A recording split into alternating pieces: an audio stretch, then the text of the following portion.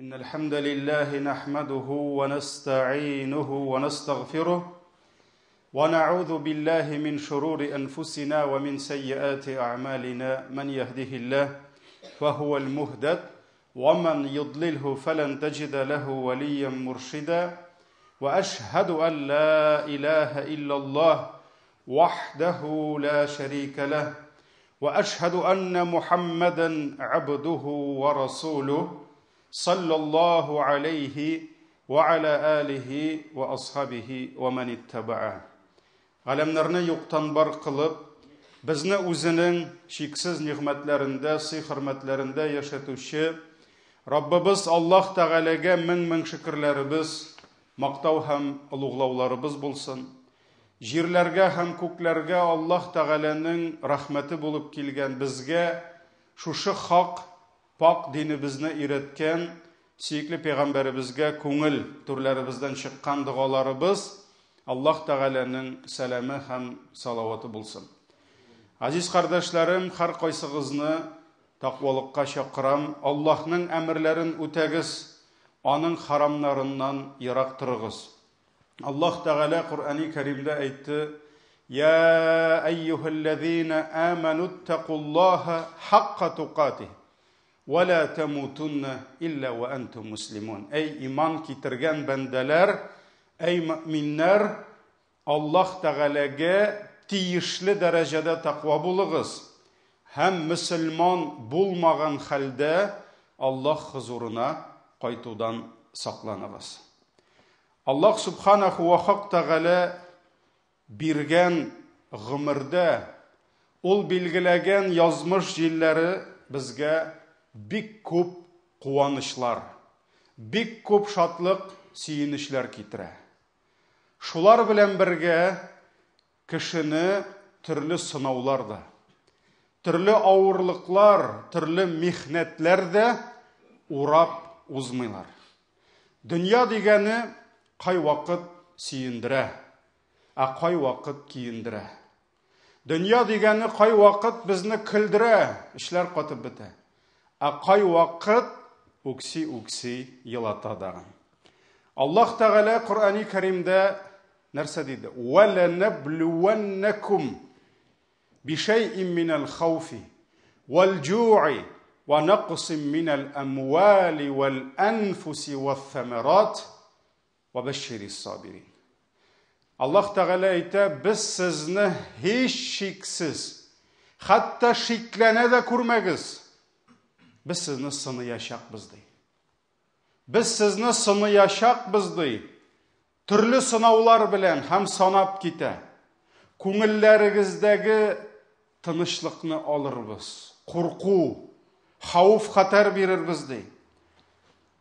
Açlık bilen sınar bizdi. Sizning sağlık selametliklerinizni kimitirbiz. Yakın tuğanlarınızını kimitip sınar bizdi. Mal mülketlerinizni kimiter bizdi. Fakirlik, muhtajlık verir biz. Kimdir ejetlerge şumirdi.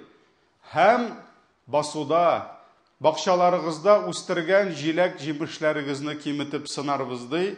Hem ayetinin ahırında mine şuşu sınavlarını layıklı, dastoyni kabul ite algan bendelerine nersedi? Ve beşşiri sabirindi. Sabır itüşlerini süyündürdü, şatlandırdı. Alarga ezirlengen ecir savaplar, alarga kileşek bereketler, nimetler bilen sabır itüşlerini süyündürdü. Allah Teala Bakara suresinin 155. ayetinde. Şundan da cemaat kay vakit turmuşta adam balasının başına şunday hasretler düşe, şunday ağırlıklar kile, hatta kişi özünün nik tuğanına okuna başlay. Ol alga taba nişik yaşaysın kurmi, bilmi, anlami başlay. Lakin ol dünya cemaat, bu ahiret gazabı tügül. Köpmedir vakit öte, onun kökregin buup turgan sularga da birmegen arkanlar Allah'ın rahmeti bilen boşap koya. шешелеп китә. Һәм кара болытлар арасыннан яна Аллаһның рәхмәте белән кояш нурлары чыга.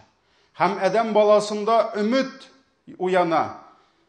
Һәм тагын күпмедер вакыттан соң аның өстенә шул кадәр нигъмәт, шул кадәр Аллаһтан рәхмәт килә. Хәтта ул әле кичә генә күпме хәсрәттә булганын кайвакыт онытып та, бүген үзен җир өстендә иң бәхетле кеше дип хис итә дә башлый. Ләкин җәмәгать, һәрбер иман әһле Аллаһы Тәгаләгә аның шушы дөньяны нинди максат белән яратуына һәм безне нинди максат белән монда җибәрүенә иман китерде. Һәрбер мөмин Аллаһы Тәгаләнең тәкъдире, язмыш дигән нәрсәгә иман китермичә мөмин була алмый. Шуңа күрә без беләбез, җирнең өстендә дә, җирнең астында да, күктә, галәмдә дә тузан бөртеге кадәр генә бер мәхлук та урыныннан селкенмәс, яки урынында калмас Аллаһы Тәгаләнең әмреннән, Аллаһы Тәгаләнең тәкъдиреннән, рөхсәтеннән башка. Ма ша Аллаһу кан ва ма лам яша лам якун. Нәрсәне Аллаһ теләсә ул була, ә нәрсәне ул теләмәсә ул нәрсә булмый. Ан'ам сүрәсенең 59-нчы аятында: "Ва индаху мафатихул гайби ла я'ламуха илля ху." Аллаһ Тәгалә әйтте, Аллаһ кулында бүтән яшерен булган нәрсәләр. Аларны белеп тору һәм аннан башка ул нәрсәләрне беркем дә белмәс. "Ва я'ламу ма фил барри вал бахр." Аллаһ Тәгалә җир өстендә, коры җирдә яткан һәрбер нәрсәне күреп белеп тора. Һәм диңгез, океаннар төбендә кайда нәрсә бар, бөтенесен Аллаһ Тәгалә белеп тора. "Ва ма тасқуту мин варaqatin илля я'ламуха." Һәм агачтагы бер яфрак та төшмәс үзелеп җир өстенә. Аллаһның рөхсәтеннән, аның әмреннән башка. "Ва ла хаббатин фи зулуматил арди ва ла ратбин ва ла ябисин илля фи китабин мубин." Җирнең куенында, җир асларында бер генә бер кипкән үле әйбердә, бер генә бер яшел тире әйбердә ятмас Аллаһы Тәгаләнең гыйлемендә, Аллаһының тәкъдир китабында язылмаган рәвештә. Шуңа күрә һәрбер нәрсәне Аллаһы Тәгалә белеп тора. Ва Аллаһ безгә сынау дөньясында сынауларны биреп тора. Һәм шушы сынаулар, авырлыклар килеп, Аллаһы Тәгалә ихлас бәндәсен, ялганчы, мунафиq булган бәндәләреннән айырып ала. Кешенең кем икәнен белер өчен аның белән бергә утырып чәй эчү генә җитми. Бәлеш ашап бергә кемнең кем икәнен белеп булмый. Кемнең кем икәнен белү өчен авырлык кирәк. Друзья познаются в беде дип, халык мәкальләре рус телендәме, безнең татар телендә башкасында алар бик күп җәмәгать. Шуңа күрә Аллаһ Тәгалә нәрсә диде? "Ма кана Аллаһу лиязара ал-муъминина ала ма антум алейхи хатта ямизал хабиса мин ат-таййиб." Аллаһ Тәгалә ди, мөминнәрне ди, сез булган бер хәлдә калдырмас ди. Он не оставит вас в одном положении ди. Бер кашанда мөминнәр бер хәлдә генә булмаячаклар. Ни өчен? Хатта ямизал хабиса мин ат-таййиб, пока Аллаһ не отделит скверное от благого ди. Тимерне утка салып яндыргач, аның ичендәге шлаклары чыга. Утка салып яндырмыш ул аның ичендә кала. Шуның кебек Аллаһ милләтне, өммәтне сыный, мөселманнарны сыный, менә шушы хак мөселманнарны ялганчылардан, мунафиклардан айыру өчен. Һәм әйткәнебезчә, дөнья дигән нәрсә анда һава торышы тиз үзгәрә. Әйе җәмәгать, кеше иртә белән генә нигъмәттә йөзә, кичен михнәт утына чума. Хәтта карагыз, Атабыз Әдәм алейхиссаламның кыйссасында безгә бик күп гыйбрәтләр бар. Менә яңа гына Аллаһ Тәгалә Әдәмне чакырып, фәрештәләр каршында зурлады. Bütün фәрештәләр аның гыйлемен, аның мәгърифәтен, Аллаһ биргән аңын, белемен күреп, нишләделәр? Сәҗдәгә төштеләр. Ләкин күпме генә вакыт үтте, Аллаһы Тәгалә шушы дәрәҗәле Әдәмне нишләтте? Хатыны белән икесен җәннәттән куып чыгарды. Карагыз, әле яңа гына дәрәҗәдә иде. Хәзер инде төште. Менә шуңа күрә тормыш ул бик тиз үзгәрә. Ул бик тиз үзгәрә. Һәм Аллаһы Тәгаләдән сынау сорарга ярамый.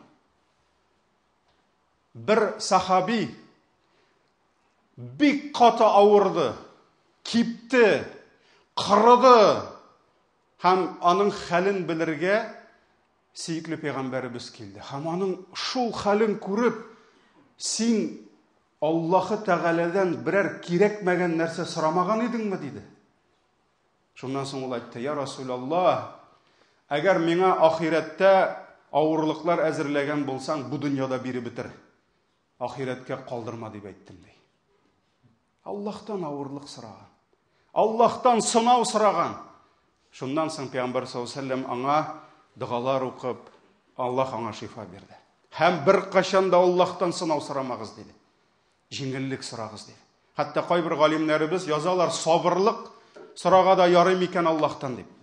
Чөнки сабырлык сорау аның сәбәбен сорау була диләр. Шуңа күрә авырлык килгәч сорагыз сабырлык. Ләкин көн сайын иман сораган кебек, көн сайын Аллаһтан җәннәт сораган кебек, Аллаһтан көн сайын сабырлык сорасаң, ул килеп чыгарга мөмкин аның сәбәпләрен. Ягъни беренче авырлык бир, аннан сабырлык бир дигән кебек булырга мөмкин диде. Шуңа күрә Аллаһтан сорыйбыз җиңеллек, иминлек, гафият сорыйбыз. Әмма ләкин иман иясе. Ул бу дөньяда һәр даим үзен әзерләргә тиеш авырлыкларга. Ул белергә тиеш: мин җәннәттә яшәмим. Һәм менә бу безнең бәләбез, без бу дөньядан җәннәт эзлибез. Без бу дөньядагы дәрәҗәне нигъмәттә күрәбез. Авырлык, сынаулар, хурлык дип уйлыйбыз. Газап дип уйлыйбыз. Сахабалар киресенчә булганнар. Әгәр дә кайсыдыр сахабәгә озак вакыт авыру, сынау килмәсә, алар курка башлаган. Аллаһы Тәгалә мине ташлады микән әллә? Аллаһы Тәгалә әллә мине калдырды микән дип. Һәм сынау килсә шатланганнар. Әлхәмдүлилләh, Аллаһ мине ярата икән дип, без белекәй генә башыбызга хәсрәт төшсә, көн аралаш ашаган икраны ашый алмый башласак, агыпидан карага күчсәк, киләбез дә: "Хәзрәт, мин нәрсәшәдем микән инде шул кадәр? Нишәп Аллаһы Тәгалә мине шулай газаплый микән? Күрше агып яша, мин карайып яшим" дип. Сахабалар җиңеллектән курыкканнар кайвакыт. Шикләнә торган булганнар: "Нәрсә булды микән? Әллә иманым зәгыйфләнде микән? Әллә Аллаһтан ерагайдым микән?" дигән. Без киресенчә, берекәй генә сынау килсә дә, без уфтана башлыйбыз. Шуңа күрә җәмәгать, әгәр дә мөмин үзен һәр даим сынауларга күнектереп, сынаулар Аллаһның бу дөньяга куйган законы, сөннәте дип яшәсә, ул сынау килгәннән соң аны кабул итү, аңа каршы тору, сабыр итү күпкә җиңелрәк булачак. Раббыбыз Аллаһ Тәгалә безне һәр мизгел сыный. Җиңеллектә сыный фитнәләр белән. Чөнки син шөкр итәсеңме, юкмы? Аллаһны бу ниғмәтләрне алган сайын эшең гөрләп бара, кибетең эшле, семьяда тәртип, бөтенләй бер яхшы. Бу бит фитнә, бу сынау сиңа. Син Аллаһка шөкр итәсеңме? Син Аллаһның шушы ниғмәтләреңне күргән сайын күбрәк аңа гыйбадәткә ашыгасыңмы? Әллә шушы ниғмәтләр белән ләззәтләнеп Аллаһны онытасың? Шуңа күрә һәрбер килгән ниғмәт ул сынау. Җиңеллектә Аллаһ безне сыный фитнәләр белән. Авырлыкта Аллаһ Тәгалә безне сыный михнәтләр белән. Һәм шунысы гаҗәеп. Күпме кардәшләребез, күпме кешеләр михнәткә түзәләр дә, рәхәт килгәч ычкыналар. Шуңа күрә әйтәләр бит, михнәткә түзеп була, рәхәткә түзеп булмый диләр. وَبَلَوْنَاهُمْ بِالْحَسَنَاتِ وَالسَّيِّئَاتِ Аллаһ Тәгалә әйтә, без аларны сынадык ди, яхшылыклар белән һәм яманлыклар белән. Шуңа күрә икесе дә сынау икәнен Аллаһ Тәгалә Әл-Әғраф сүрәсенең 168-нче аятында әйтә. Күптән түгел безнең мөселман кардәшләребез яшәгән җирлекләрдә, Төркиядә һәм Сүриядә зур сынау килде. Меңләгән мөселман кардәшләребез җимерекләр астында калып вафат булдылар. Йөзләгән мең кардәшләребез кемдер газиз әтиәнисен югалтты. Кемдер газиз баласын югалтты. Кемдер бүтән гаиләсен бер мизгелдә югалтты. Кемдер ничә көн балам исән микән? Балам шунда микән? Мин аны тагын күрә алырмын микән дип ут эчендә яна. Ничә көннәр инде хәзер. Кемдер кәсепсез калды. Кемдер гомер буе эшләп квартира алган иде, аның хәзер квартирасы юк. Кемдер сәүдәсез, кибетсез калды. Кемдер урамда басып калды. Раббым Аллаһ шушы кардәшләребезгә сабырлык бирсен. Раббым Аллаһ шушы кардәшләребезгә авырлыктан соң җиңеллек бирсен. Ләкин җәмәгать сынау бер кашанда ул кешегә генә килми.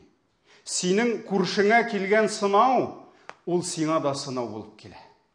Шуңа күрә ой аларга сынау килде дип үзебезне тынычландыра күрмик. Чөнки biz аларның кардәшләре, җир өстендә яшәгән бүтән мөселман иман әһленә дә, Төркия, Сүриядә булган җир тетрәү фаҗигалар бүтәнебез өчен сынау булып килде.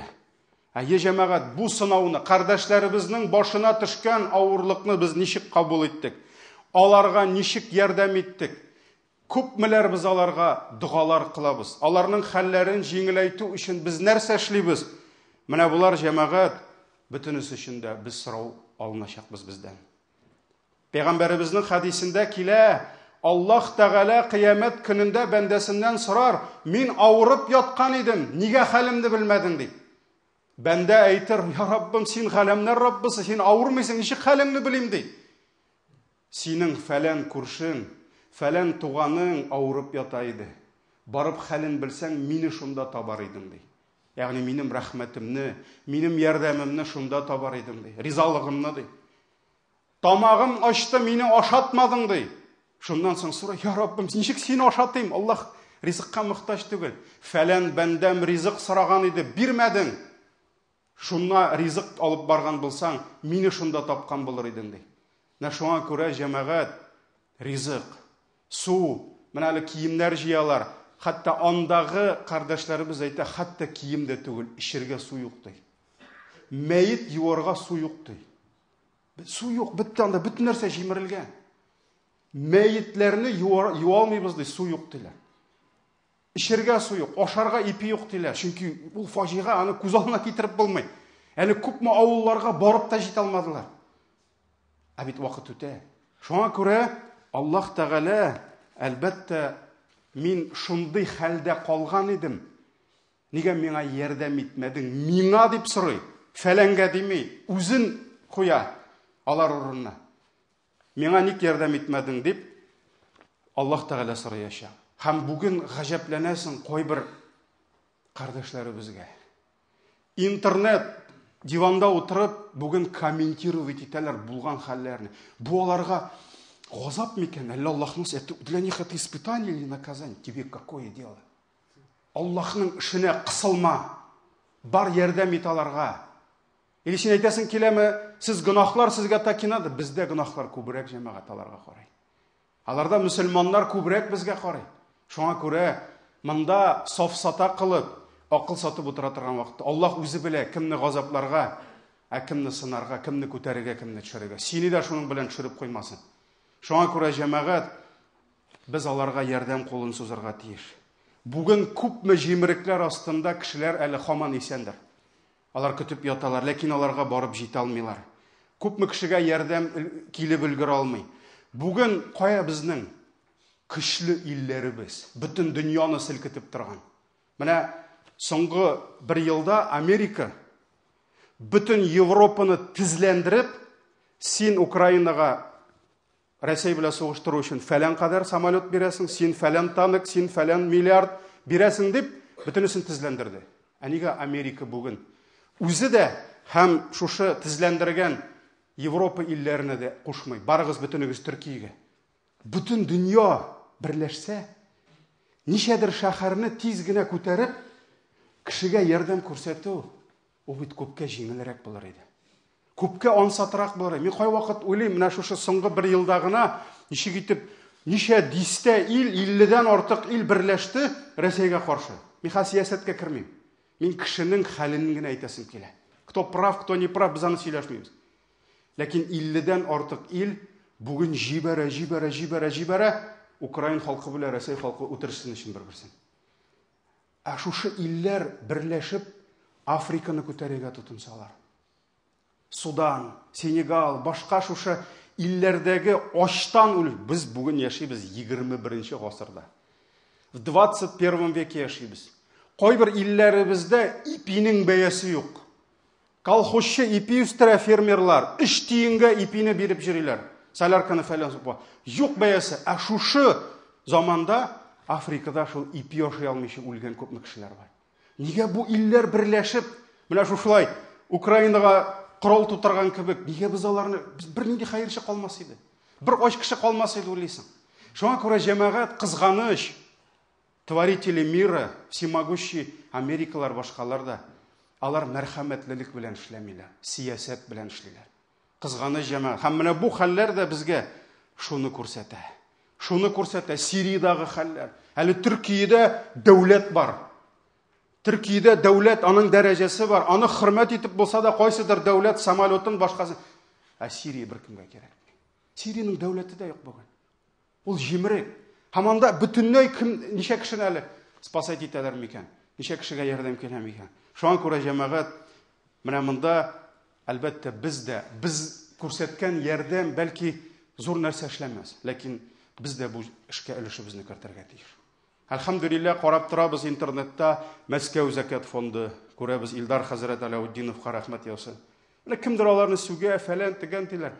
Әлхәмдүлилләh, кеше үзенең авторитеты белән, үзенең фонды белән инде бер көнне 50 миллион җыйган иде. Бу бит бәлки ил өчен күп түгелдер, ләкин бит кеше җыйган.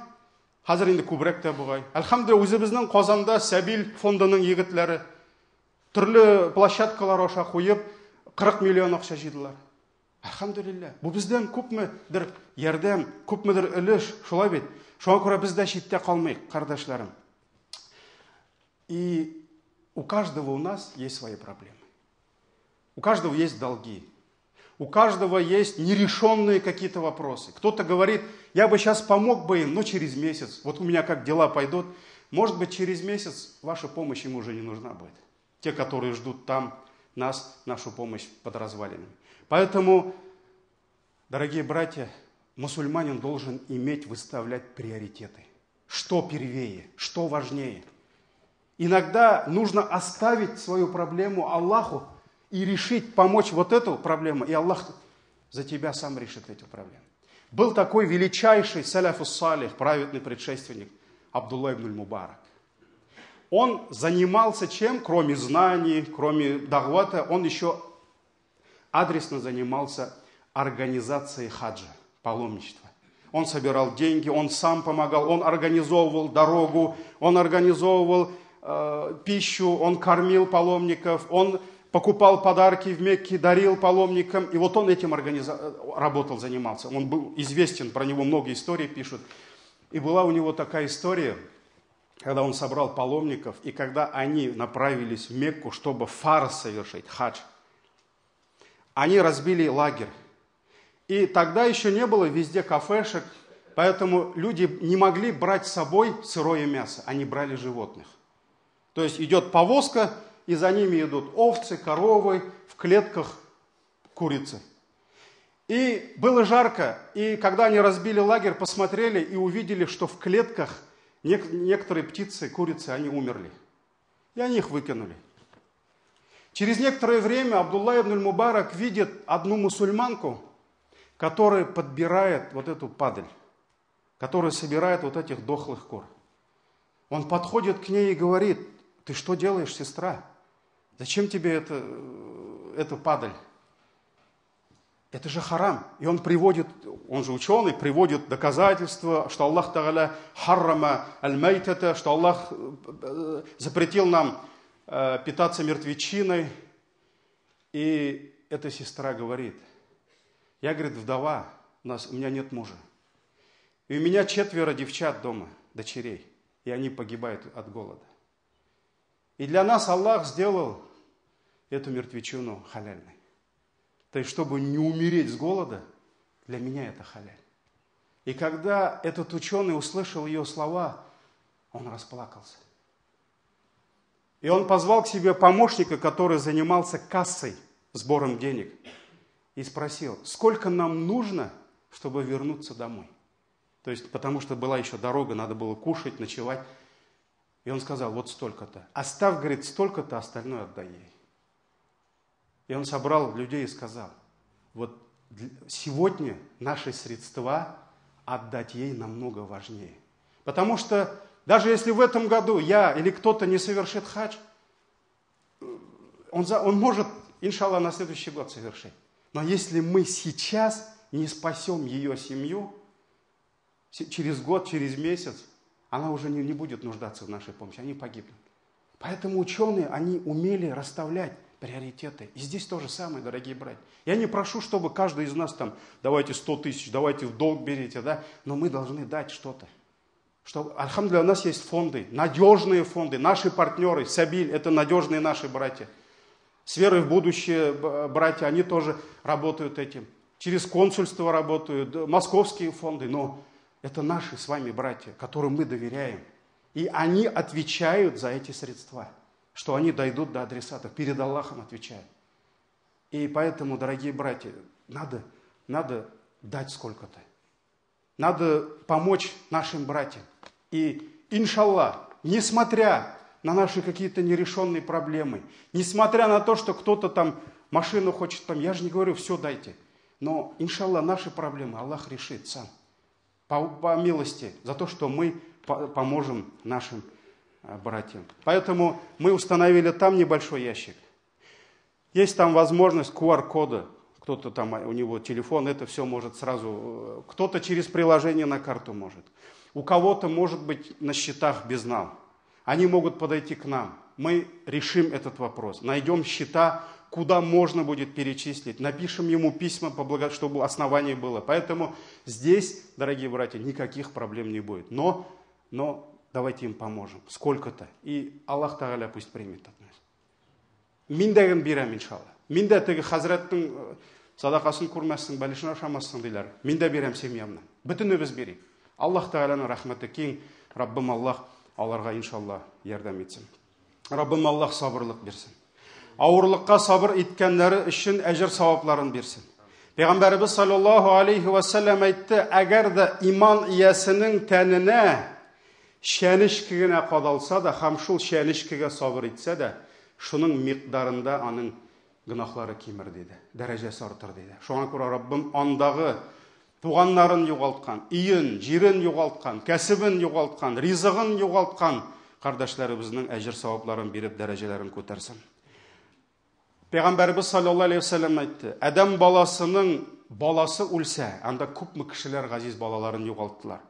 Аллах Тағала үзенең фәрештәләренә әйтер ди: бәндәмнең баласын алдыгызмы ди? Чөнки фәрештәләр үлем фәрештәсе ала бит. Алар әйтерләр ди: әйе ди, бәндәмнең йөрәк җимешен алдыгызмы дип әйтер ди. Йөрәк Аллах белә. Ата-ананың баласына булган хисен. Шуңа күрә йөрәк җимешен алдыгызмы ди? Фәрештәләр әйе дип әйтер ди. Ә бәндәм нәрсә дип әйттез дип әйтер ди. Сырар нәрсә дип әйтте шушы бәгыр җимешен алгач? Ул альхамдулилля дип әйтте ди. Альхамдулилля дип әйтте ди. Шуннан соң Аллах Тәгалә әйтер ди: ул бәндәмә түзегез җәннәттә йорт, һәм ул йортка альхамдулилля дип кушыгыз ди. Хәмид дип кушыгыз ди. Ул йортта ул яшәячәк ди. Шуңа күрә Раббым аларга насип итсен шушы йортларны һәм шул җимерекләр астында калганнарны шаһитләрдән кылсын. Пәйгамбәрбез саллаллаһу алейхи ва саллям әйтте: җимерекләр астында сытылып үлгән шаһит диде. Шуңа күрә алар да шаһитләрдән булсын. Аларга ярдәм итүчеләргә Аллаһ Тәгалә көч-куәт бирсен. Аллаһ Тәгалә җиңеллекләр бирсен. Аларга менә шушылай дөнья буйлап ярдәм җыюларны оештырган кардәшләребезгә, аларга ярдәм иткәннәргә әҗр-савапларын, бәрәкәтләрен бирсен. Җирләребезне, илләребезне Аллаһ Тәгалә шундый хәвеф-хәтерләрдән, җир тетрәүләрдән, бәлаләрдән, казалардан, сугышлардан Раббым үзе сакласын. Баракаллаху лана ва лакум фил Кур'анил азим ва нафa'ана бил аяти ва зикрил хаким иннаху хувал гафурур рахим.